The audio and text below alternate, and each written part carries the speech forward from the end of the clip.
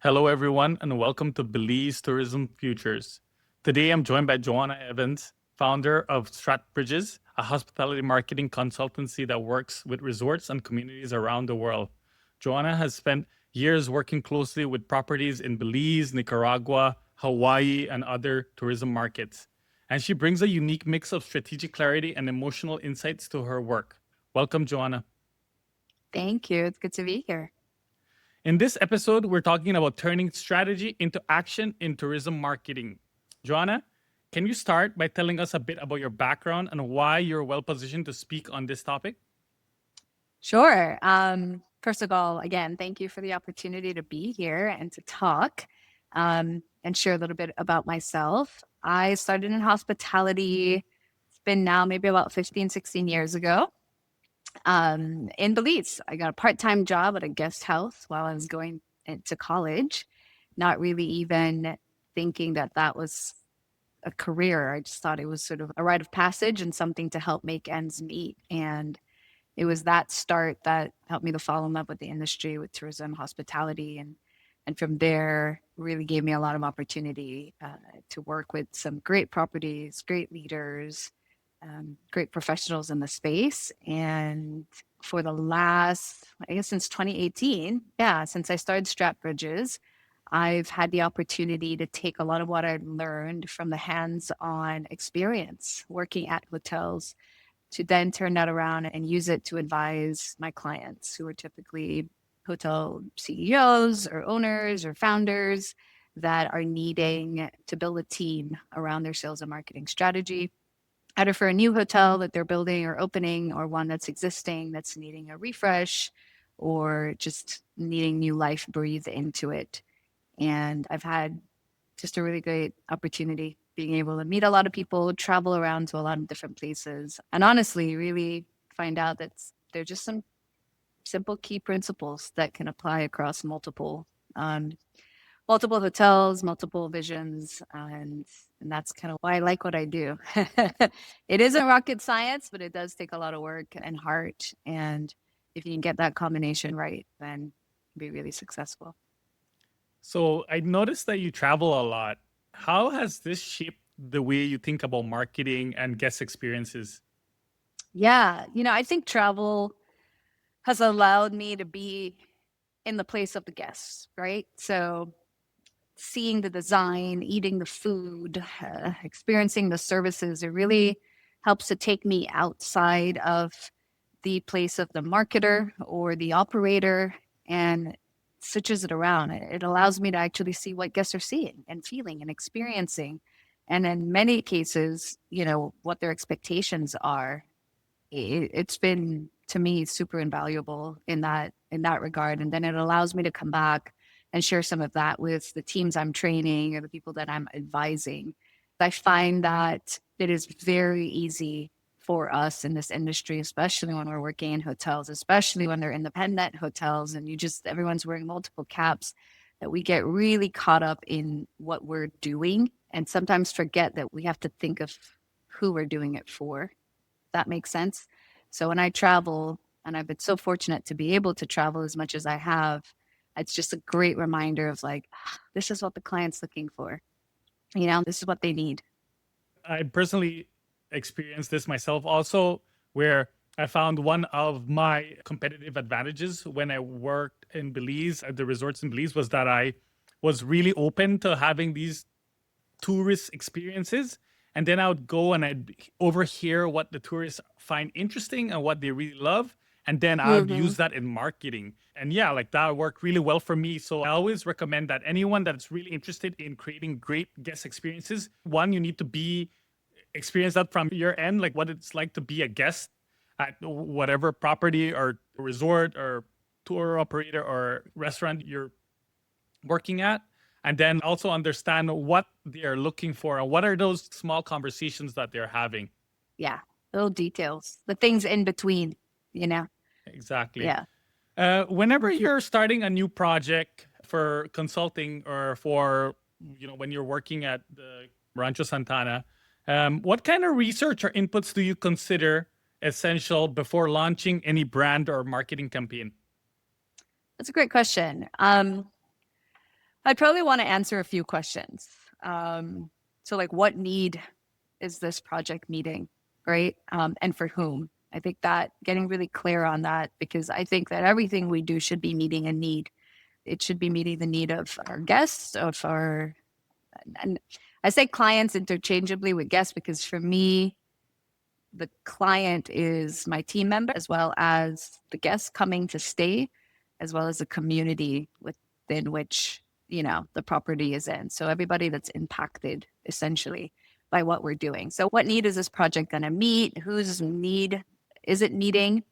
What else is out there? So this is more the comp set, right? The competitive set. What else is happening out there that's in a similar space? Is there anybody else doing something that's similar?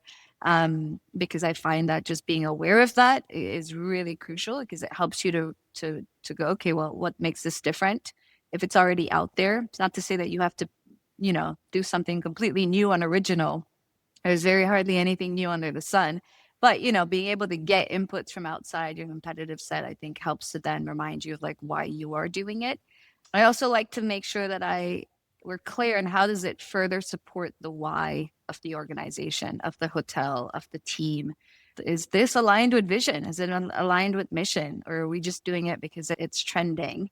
And yeah, and if that is super clear and we can say yes, then that's an input I would definitely need to have before going forward. And then how does it contribute to the top line and the bottom line, the business of it? Okay, because we're in the business, right? The ability for us to deliver these amazing hospitality experiences is dependent on having the capital to do so. So it's also, is this going to be something that helps to drive the top and bottom line? And then who are the key players? Who are the people that are going to make sure this happens and it's successful, both internally and externally? And how do you separate the noise from meaningful insight? And by this, I mean, like you get the data, you do the research, and then you do the analysis. How do you get to the insights of the analysis? So this is probably going to sound funny, but for me personally, it's a lot of gut. It's a lot of gut feeling. It's really leaning on my years of experience of just seeing things, of just having worked with people and with teams and with projects. Oftentimes we can get so caught up in the numbers and the analytics, and we need all this data. And I think it's important at the same time, that gut, right? That like, does this feel right based on what I know? Because you will never have all the information and things are changing constantly. So a lot of what I do to kind of just get rid of the noise is just really get quiet and just go, okay, does this feel right to me? Does this feel like a full body yes? And ensure that, yeah, the data supports that, as opposed to just leading only with data. That makes sense. That might sound a little woo-woo, but it's just what works for me. No, there's a lot of research that shows that gut feelings is basically strategic analysis, like based on like all your experience, like you make these decisions that you don't understand exactly why, but it makes sense. Think about like athletes that make micro decisions like in the moment because they've just done it so much Yeah. that they know how to cross the finish line quicker than someone else. Yes. So gut That's a great feeling. way of saying it. Mm-hmm.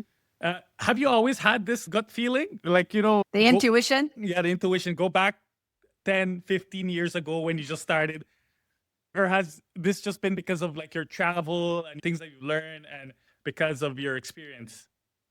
I think it's a combination. I think that, yes, I've always had this intuition, this just being able to kind of see through to the heart of things.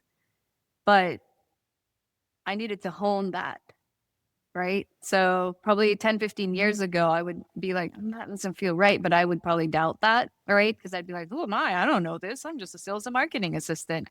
This is the first time working in hotels.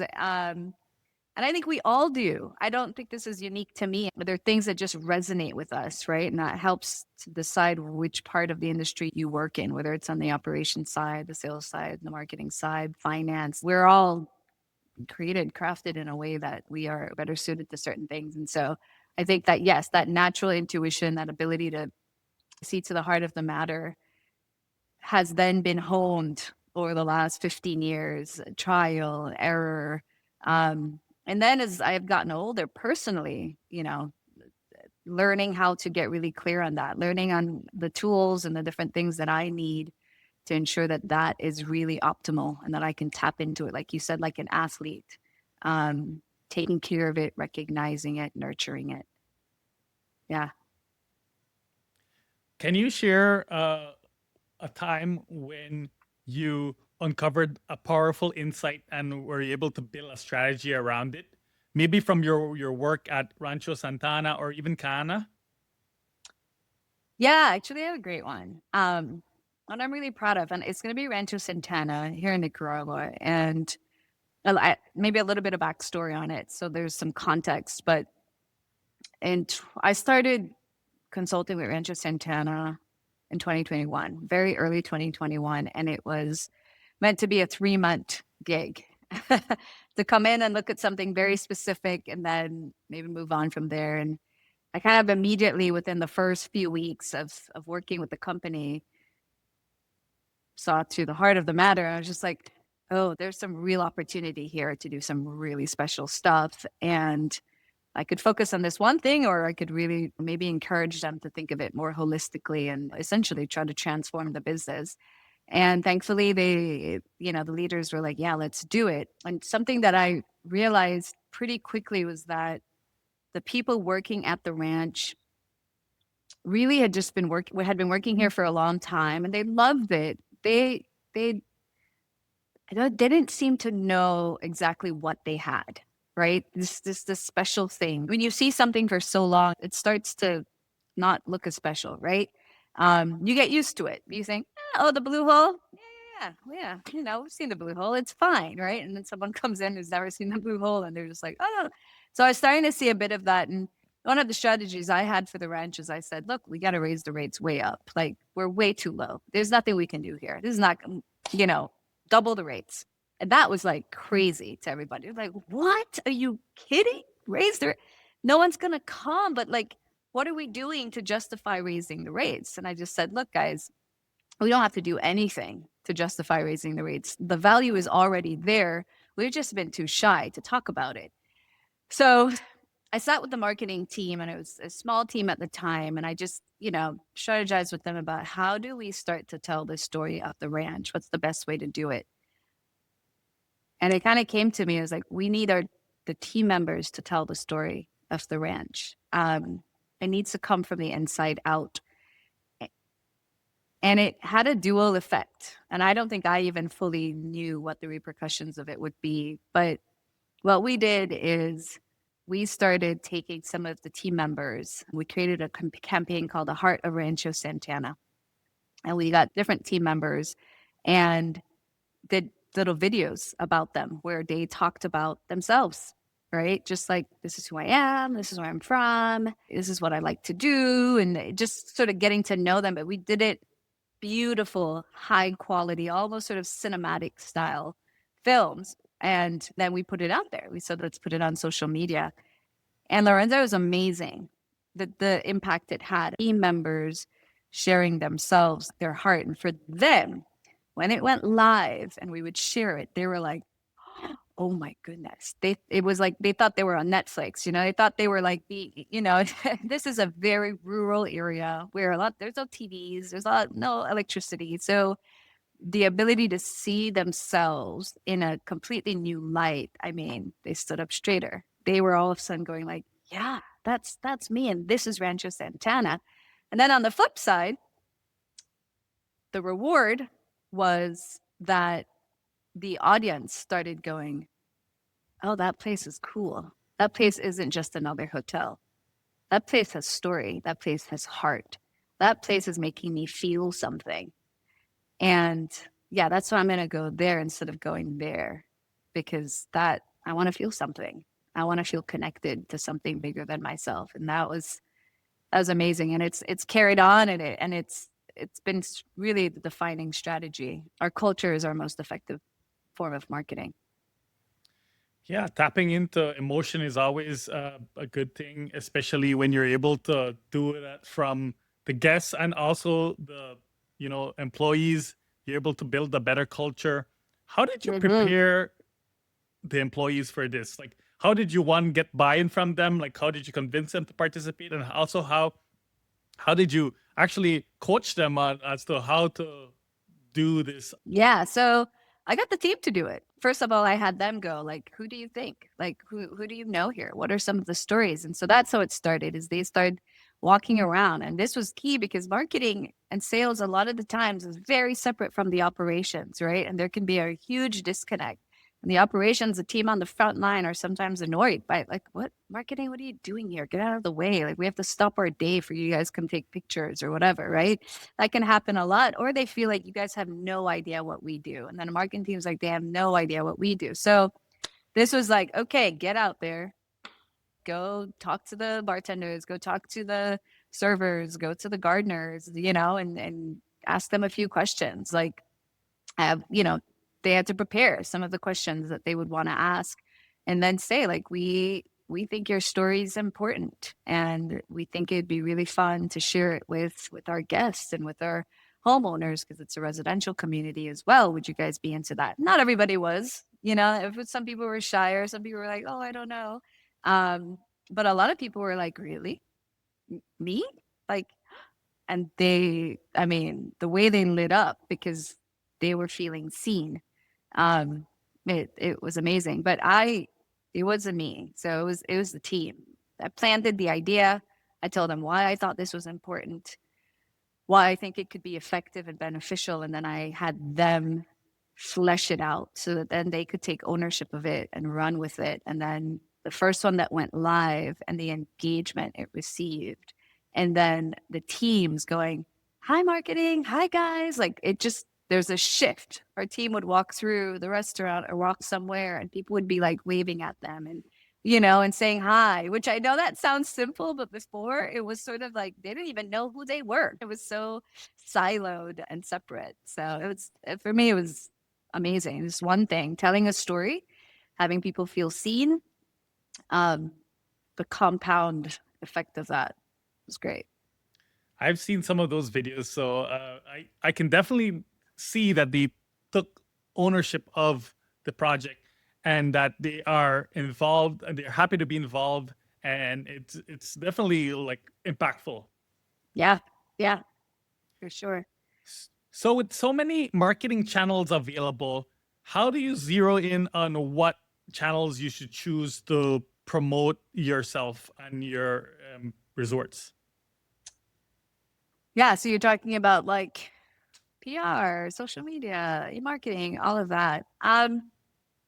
First of all, there's not a one size fits all approach, right? Every hotel, every company, every brand is different, and I think that there is a tailored and personalized suite of tools and services that needs to be developed and honed and used. I think if you're getting started, and since this is for Belize, and I understand that the majority of our hotels, they're independent properties, they're small, they're mom and pop, they're not chains, they're not these big old hotels with all this capital behind them, right? So they have to be lean and tight. I would say that there's a saying of like, what gets measured gets managed. So can you measure it? Start there. Start with something that is measurable. And so how do you measure things? Like, okay, you've got open rates and click rates and engagement rates, and you have bookings, revenue.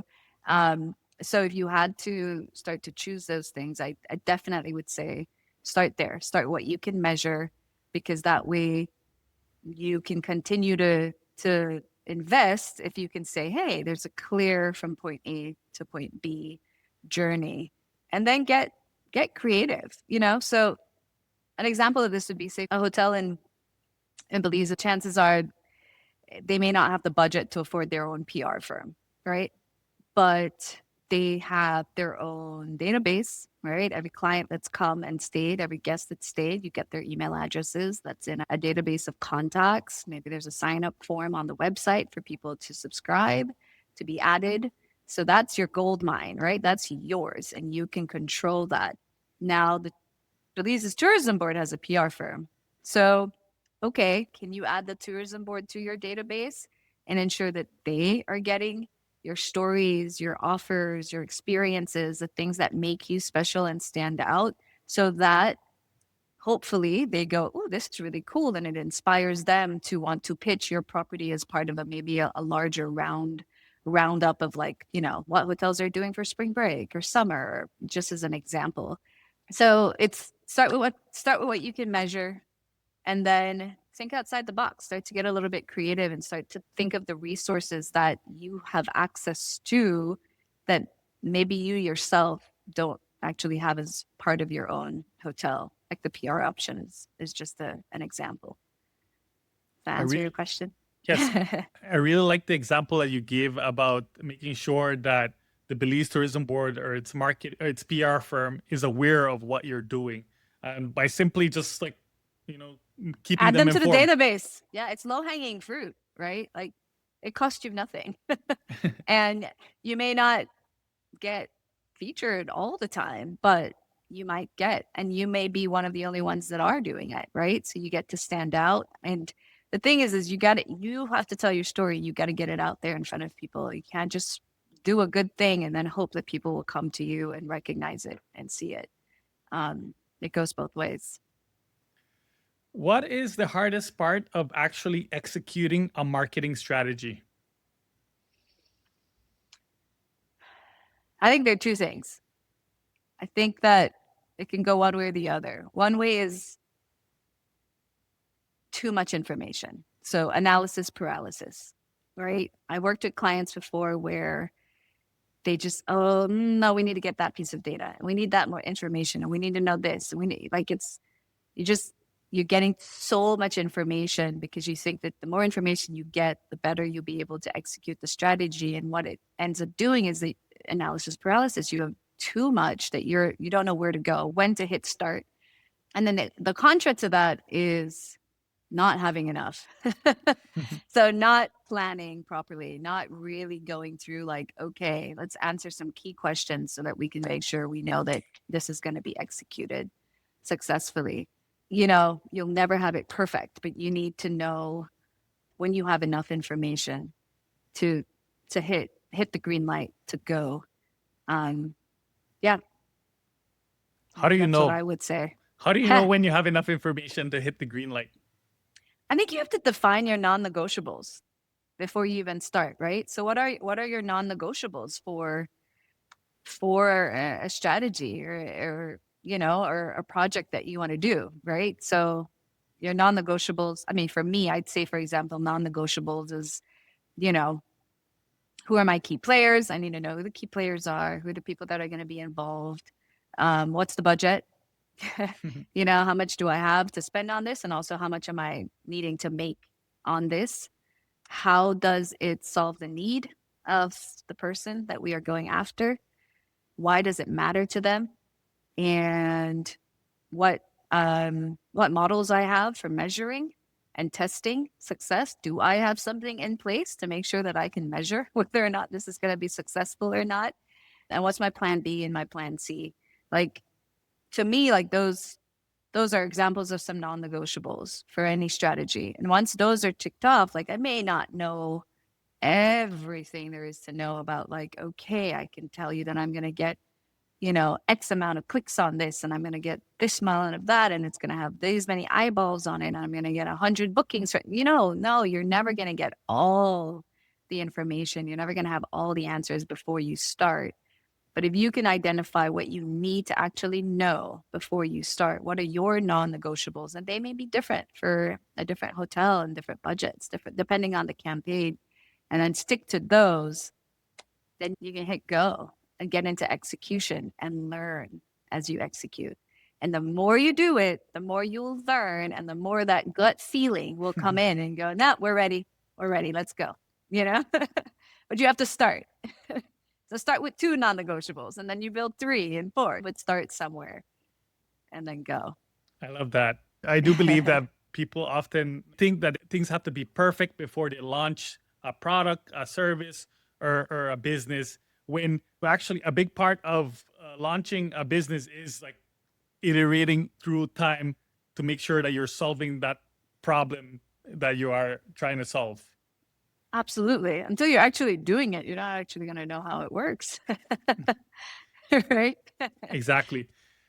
Moving on to some potential challenges that you've witnessed in the Belize tourism industry. What are some common marketing mistakes that you've seen businesses do, and how can they potentially course correct? I think this is an interesting one because I haven't been working directly in Belize for some time now. So my perspective is definitely from the outside looking in a lot more than it used to be, say, 10 years ago. But I think and I don't think this is unique to Belize, which is why I why I think this is what's coming to mind is that sticking to the old playbook, right? There's there's a playbook. You get into this industry and you think, okay, here are the different things I'm supposed to do. This is how it's done. This is how it's always been done, and this is the playbook we use. We do work with travel advisors. We don't work with travel advisors. We do social media. We don't do influencers. You know what I mean? Like there's a playbook. This is how it's always been done.